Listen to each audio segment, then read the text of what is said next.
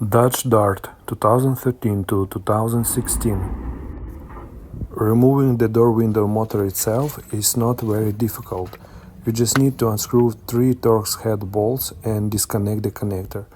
However, you must first remove the door panel. To do this, unscrew one bolt behind the door handle and a second one in the armrest. Using plastic trim tool, pry the panel from the bottom to release the 7 clips. Then, from the back side, disconnect 2 door release cables and one single electrical connector.